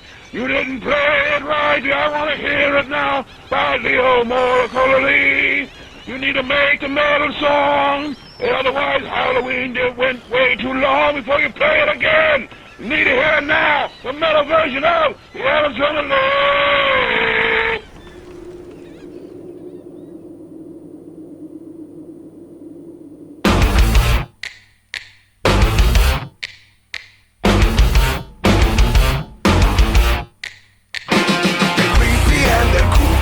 Mysterious and spooky, they're all together rookie, the Adam family.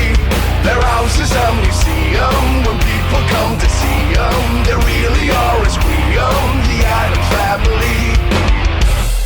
Neat! Sweet! Petite!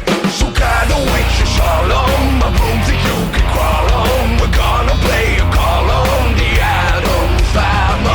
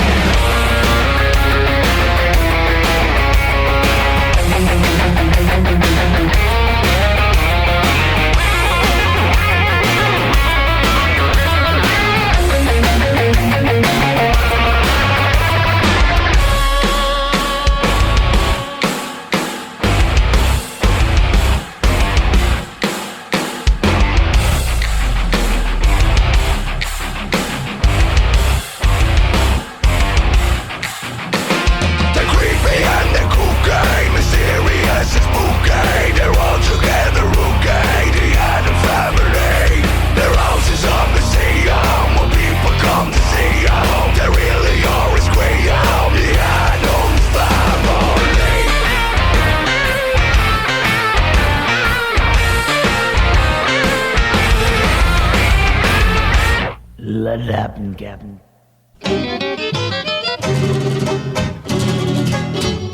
gotta reach for 5 feet long, a little bit high, but not too strong. You'll be high, but not for long. If you're a viper, I'm the king of everything. Got to be high before I can sing. Sky is high, so am I.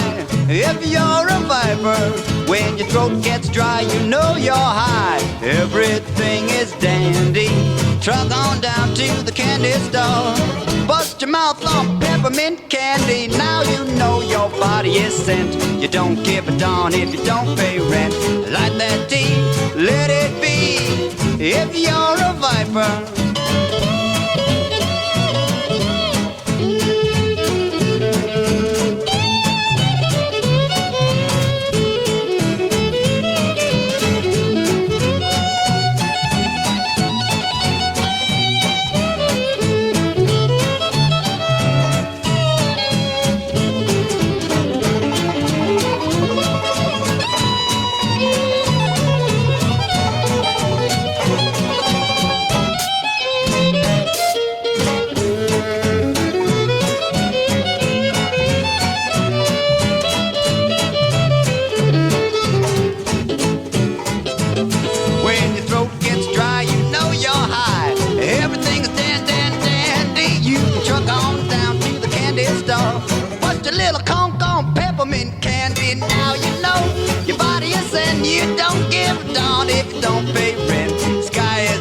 Everybody's high if you're a viper.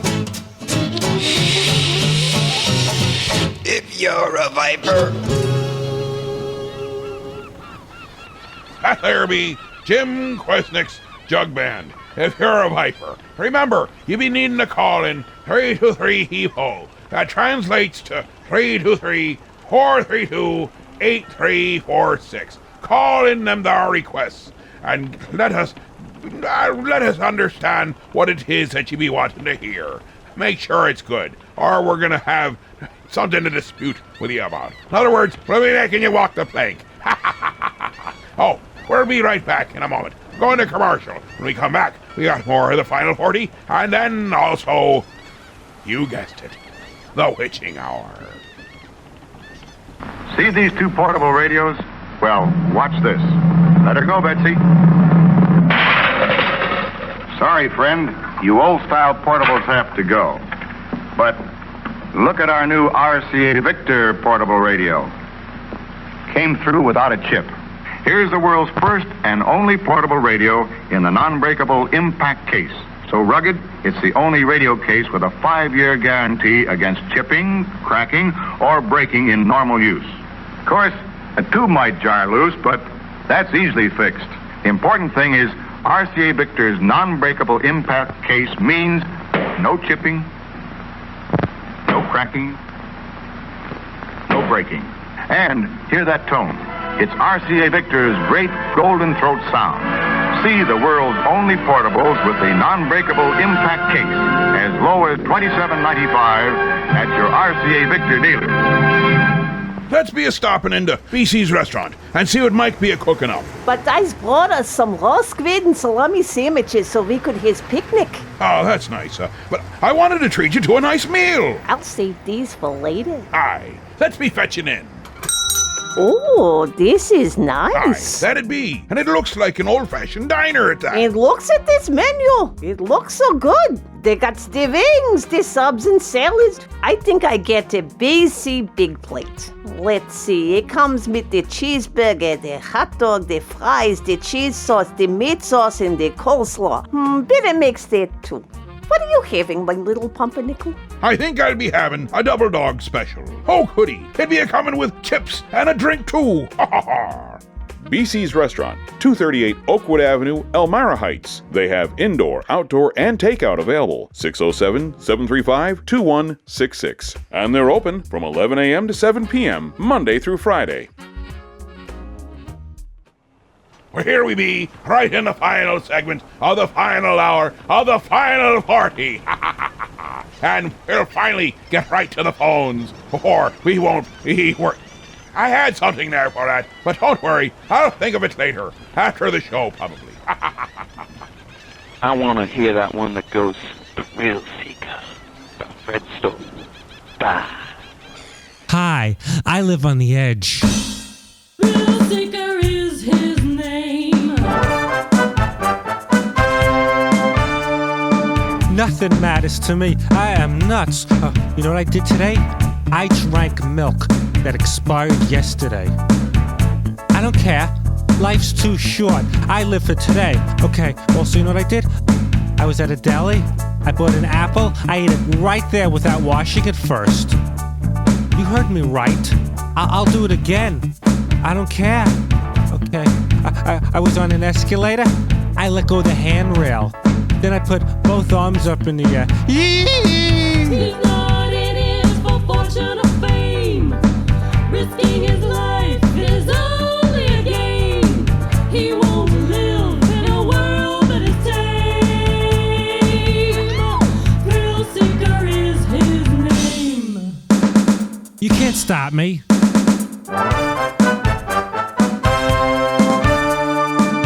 I am so impulsive. I bought a pen, I didn't even need it. I just saw it, picked it up, and bought it without planning it out, because I am so spontaneous. I live in the moment. The pen was 79 cents. I gave the cashier 80 cents, and I walked the hell away. I said, keep the penny. To her, I said that. I am nuts. Oh, I was on a bus. While it was in motion, I talked to the driver. You heard me right. I went swimming right after eating a tuna fish sandwich. He's not in it for fortune or fame. Risking his life is only a game. He won't live in a world that is tame. Thrill Seeker is his name. I rented a movie. I'm not gonna rewind it. I mailed a letter to my friend. I didn't jiggle a mailbox lid to make sure it went all the way down. I did the TV Guide crossword puzzle in a pen, not a pencil for erasing. I went jogging in my jeans, not my sweatpants. I live on the edge. You can't stop me. Woohoo! Rowdy! I'm confident. I'll take you down with me. I'm topical. Yes! Today I was... No, that wasn't me.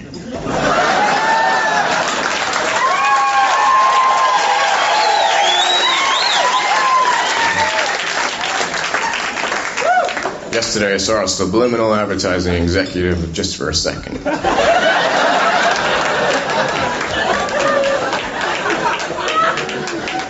I finally went to the eye doctor. I got contacts, but I only need them when I read, so I got flip-ups. Keep them on my desk right next to my typewriter. I have the oldest typewriter in the world. Types in pencil.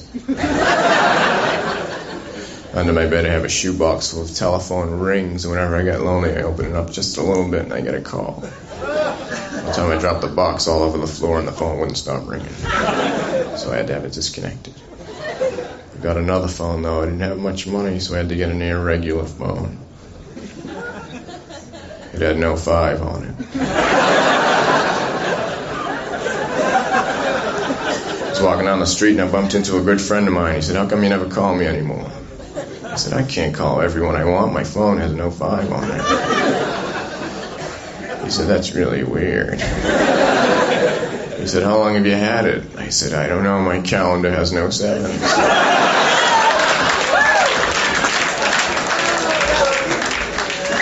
I get up the other day and everything in my apartment had been stolen and replaced with an exact replica. Couldn't believe it. Called my friend and I said, "Come here, look at this stuff. It's all an exact replica. What do you think?" He said, "Do I know you?"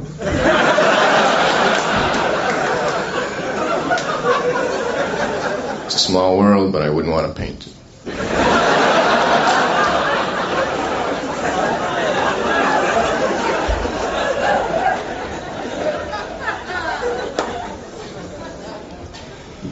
Just got out of the hospital. I was in a speed reading accident. I hit a bookmark. Flew across the room. I've been doing a lot of painting lately, abstract painting, extremely abstract, no brush, no canvas. I just think about it. One time I went to a museum where all the work in the museum was done by children. They had all the paintings up on refrigerators.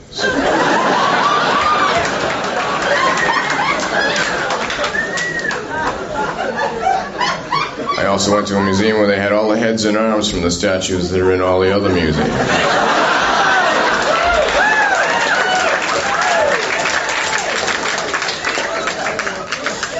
I left there and I was walking down the street and I saw a man who had wooden legs and real feet.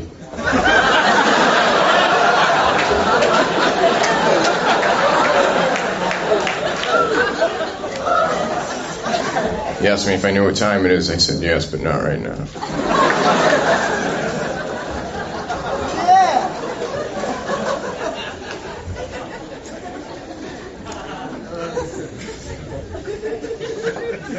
I like my dental hygienist. I think she's very pretty.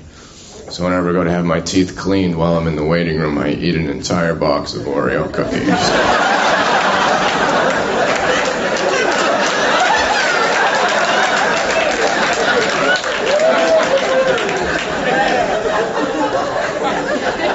Sometimes I have to cancel all the rest of the appointments.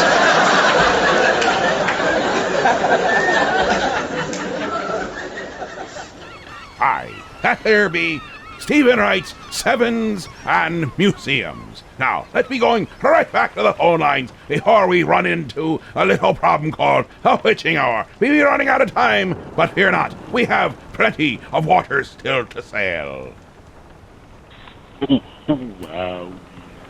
This is... I'm talking to the captain, man. Hey, Bato! Is it really the captain, man? Oh, that's so cool! Oh, yeah, man. Oh, yeah, man. I almost forgot what I wanted to ask. I need you to play, well, Cheech and Chong, man. I need Cheech and Chong. Yeah, let's make a dope deal, man. That'd be really cool. Oh, wow. Hey, man. Did you tell him he wanted Cheech and Chong with the let's make a dope deal? Oh, that'd be awesome, man. Hey! Yeah, man. That's really cool.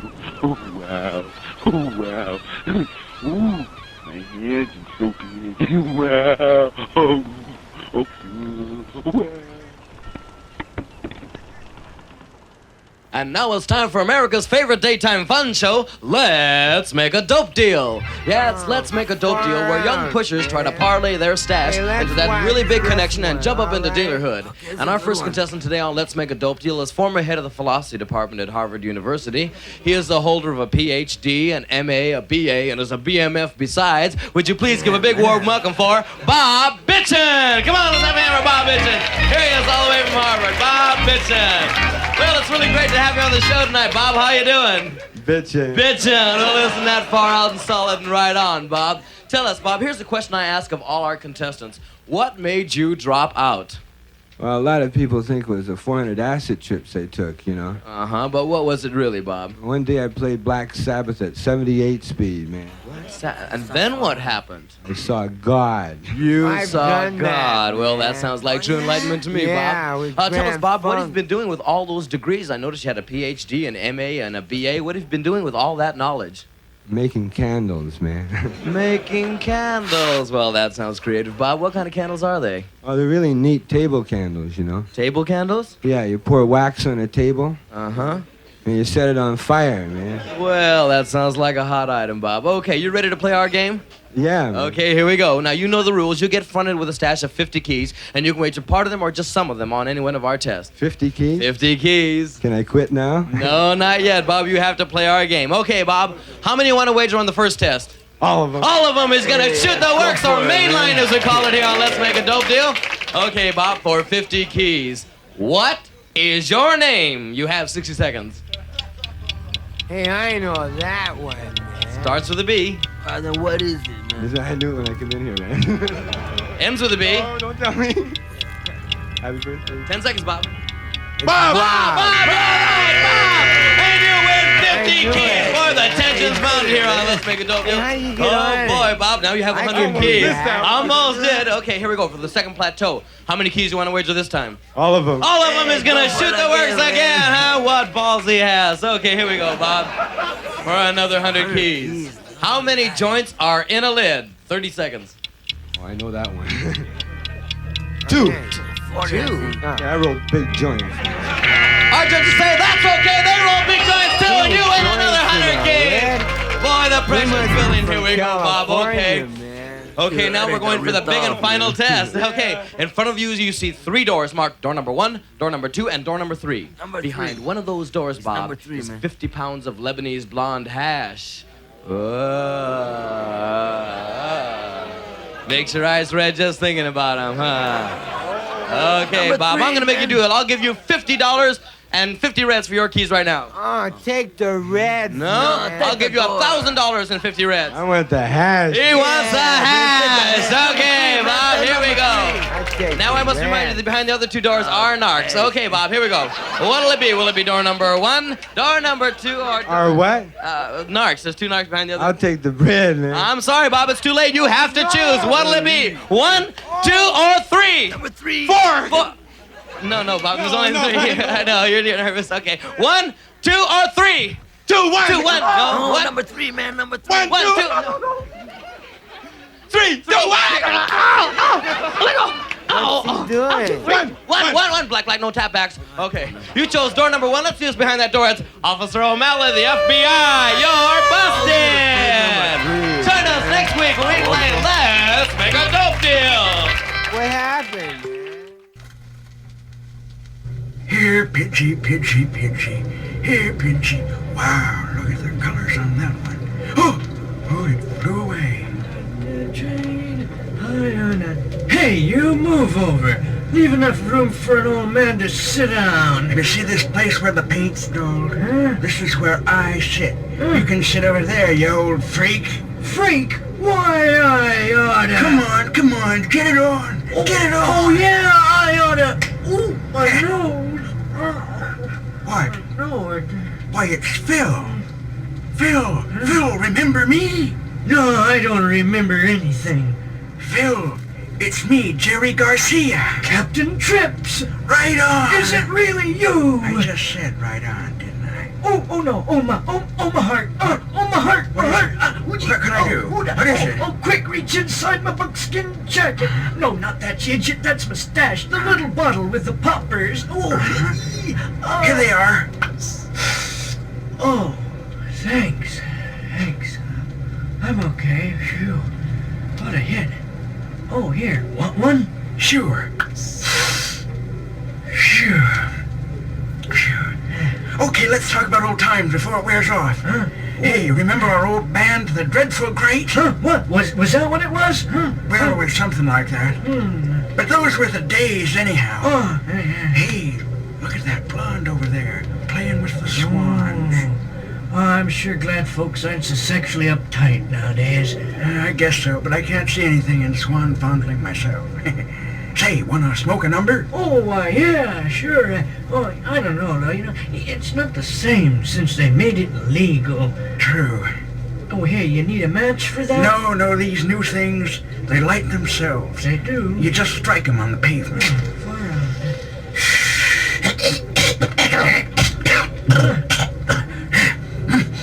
You have to wait until the sulfur burns off them, though. Here you are. Thanks, brother. Oh, wow.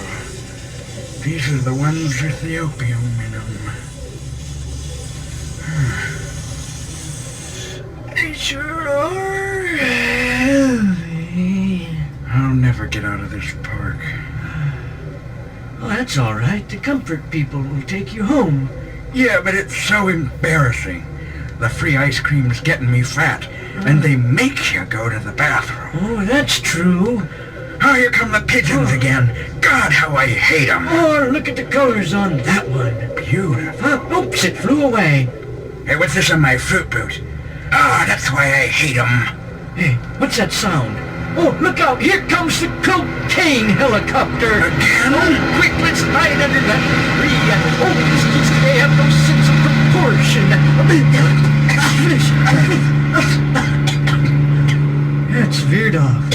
Thank goodness. These kids today have no sense of proportion. You said that, didn't you? I did? Are you gonna sit back down or are you gonna hover over that bench forever? Huh? Oh, far out. I thought I had sat down. You know, the mind is alert, but the body forgets. That's right. What was it I was gonna say? Oh, it's so righteous to see you again. Righteous. Say, you remember those gigs we used to play up in Sandy Hill? Oh, yeah. Over in L.A., Seattle, Miami, New York? Yeah. Oh, I remember calling home from Nebraska in the middle of the night, stoned on acid. I told my old lady, say something real. Phew. Yeah, those were the days. I remember playing Love Light for 4 hours, but Big Brother never showed up. Yeah, bastards. Say, whatever happened to old Housley, anyhow? Oh, didn't you hear? No. After he got out of jail, he invented a new drug called MSG, something like that. And he glowed in the dark for 3 days. Wow. And they finally had to take him away for being an air traffic safety hazard. Far out. He was that high. Uh-oh, better douse that, Jerry. There's the heat. Oh, but it's legal now. I don't care. I never trusted them pigs. I'm too old to start now. Pigs! He didn't hear me. He doesn't care. He's too stoned. Uptight old freaks! Did hear you. Oh, he did hear me. Let's get out of here. Bad vibes. He sprayed us with the LSD spray. I'll never get out of this park. I'm so high. So high. Look at that pigeon. He must be 18 feet high.